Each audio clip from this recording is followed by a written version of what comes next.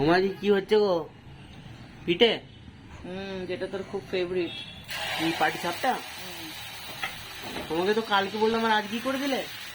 শীত চলে যাবে, গরম পড়ে যাবে, এমনিতেই ব্যাঙ্গালোরে ঠান্ডা নেই, এখানে করে দিচ্ছি। এখানে তো আবার দুধ পিঠে করছো তো? দুধে পুলি হয়ে গেছে। এই তো আমার কত লোক হয়েছে গো? তা কাকুরা খাবে না? বাড়িতে 8-10টা লোক আছে তো, এবার তাও তো এখন কম আছে, কাকুরা সব কলকাতায় গেছে এখন। কাকুরা যা আছে কাকুদের দেবো, তুই খাবি, আমি খাবো, তোর বাপি খাবে।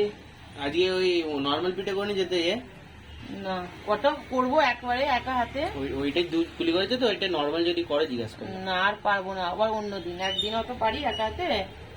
বন্ধুরা, আর বছর এই সময় এই পাটি সাপটার পিঠেটা আমার ভাইরাল হয়ে গেছিল। ওইটাই বন্ধুরা, আবার একটু ভাইরাল করে দাও তো।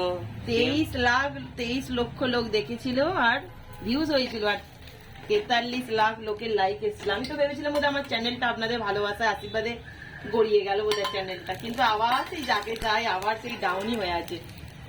একটুখানি ভালোবাসা দিয়ে দিন আমার চ্যানেলটাতে। আমি ঘিটা আসলে একদম কম কম দিয়েছি, দেখতে পাচ্ছেন